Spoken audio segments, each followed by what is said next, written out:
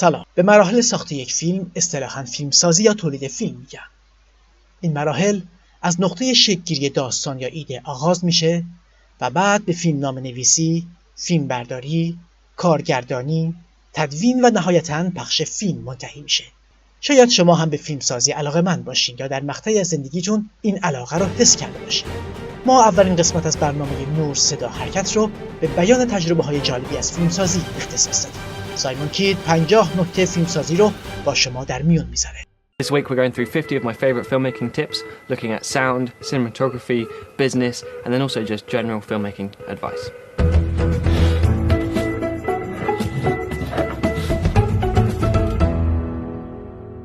Okay, so here's the first one. Match up the clocks on your camera but also on your audio recorder so that when it comes to editing you can sort them by date and then you can really clearly see which ones go together, matching up the picture with the sound. You can find out exactly where light is coming from, whether it's reflecting or not, by just holding up something to block the light directly rather than trying to figure out how to turn the light on or off, which is difficult especially if it's daylight. Get all of your cables taped down and tied down. These kind of clips are much quicker than Velcro, or you could use these. Lighting is so much more than just filling a room with as much light as possible. Often it looks a lot better to have a bit of shadows, depending on what you're going for. Make a film about something that you think the world needs to hear about, whether it's anti-establishment politics or equality, whatever you care about most. The idea is that you'll enjoy it more, and so will the audience. The classic rubber band trick is actually worth using for pans and also for slider moves, especially if you want to get a really smooth start and finish. C-stands are almost as versatile as gaffer's tape. Watch the films of Alfred Hitchcock. Always have at least one person on set who is focusing on sound. Most people won't offer you a price, they'll ask you how much you charge. So you need to be ready to work it out based on how many hours you're working and whether it could be a valuable opportunity for networking or exposure. Sometimes you get it too low and sometimes you get it too high. Don't worry about it too much. As a leader, you'll need to learn how to articulate precise instructions. So rather than just saying, oh, can we move that light out of the way?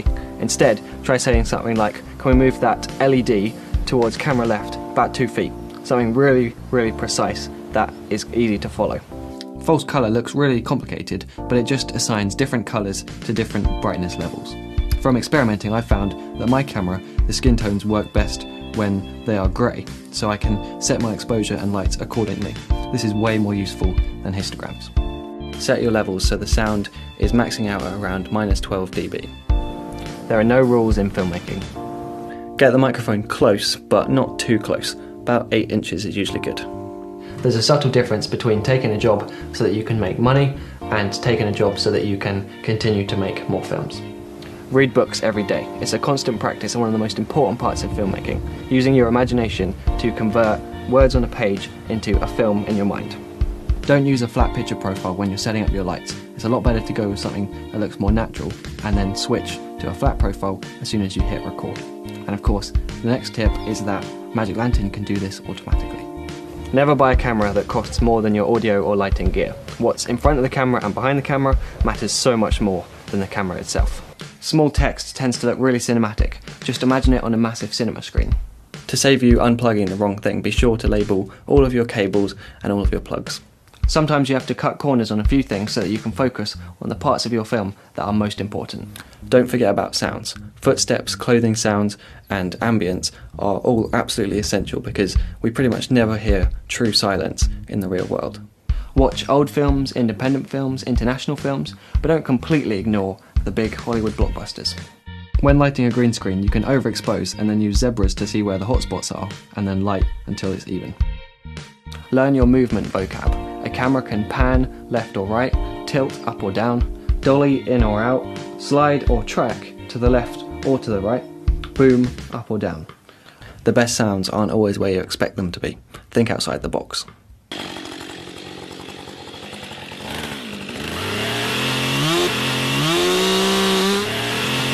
Whether you're talking to clients or collaborators, phone calls are usually better and more personal than emails. Give yourself some time to think. No music, no podcasts, no YouTube videos, just silence so that you can sit and think without any distractions. Always bring food and drink for your cast and crew, and it certainly doesn't help to have a couple of fans in case it gets hot. So many things are easier when you've got a bigger space to shoot in. Not only is it easier practically, but also it's better for lighting, and it's usually better in terms of getting depth. Make yourself a playlist with as many different genres of music as possible, and then you can play this alongside your edit when you're choosing music. And that way, your music doesn't always have to sound like this. Take advantage of the internet. Use it for research, for finding cast and crew and locations, but also for collaborating and sharing your work. Set yourself specific working times. If you can stick to it, then you'll find that you're more productive when you're working and more relaxed when you're resting. In general, try to avoid using pointless cuts where we can see 3 different angles of the same thing without learning anything new. Most of the time it's best to avoid doing things just because they look cool on screen. Find a small creative justification for it and you're fine. If it has a camera, make a film with your phone. You will learn so much. Depth is when the audience can distinguish between the foreground, the midground, and the background. Going for a run is a great way to get some thinking time in without any distractions. It's also a great way to have a change of scene if you're struggling with some editing or some writing. No matter how likely it seems, you need to be ready for a project to fall through. It happens to absolutely everyone, whether it's a DP who stops responding to emails or a project that just suddenly runs out of money 2 weeks before production and suddenly you don't have a job. When you're working with actors, try and help them understand how the character is feeling, or even better, why they are feeling that way. I find that works a lot better than just kind of demonstrating what you want them to do. You can really easily rig a boom pole with just a piece of string and some kind of solid surface like a cupboard. No counterweights needed.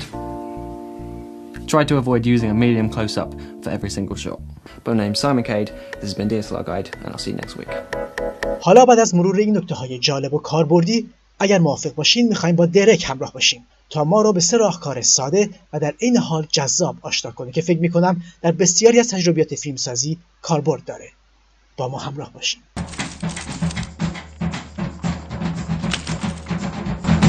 Our first trick is called the swipe cut. You may already know it as the movie magic effect that's used to fake dangerous actions such as throwing a knife. Wait, what are we doing? The concept is simple. You film 2 separate takes of the same scene, then cut in the middle of the pan and splice them together. This is a great simple effect, but on a 2-person film set, it takes on a whole new purpose, as a way to have dynamic shots that also include both actors. To see how that works, let's head outside. By having each actor operate the camera in turn, you can include both in a single shot and make it seem that there's a dedicated cameraman when there isn't one. Ugh! You can even do this with a handheld camera, as long as you're sure to make the swipe look smooth.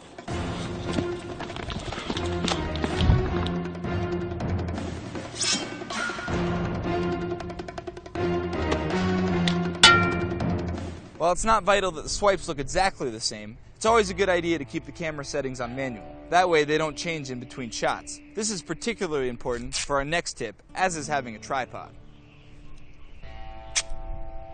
Keep the camera perfectly still and have the 2 actors move to both sides of the frame for a few seconds. In editing, it's a simple matter of cropping the images. This way you can turn 2 cowboys into a whole gang of outlaws. With an iPhone or comparable smartphone, you're essentially carrying around a professional-grade microphone all the time. It's a simple matter of setting it to record audio or voice and placing it close to your actor. And then as long as you sync the audio with the video, it doesn't matter how far away you stand from the camera. Sounds great, Derek.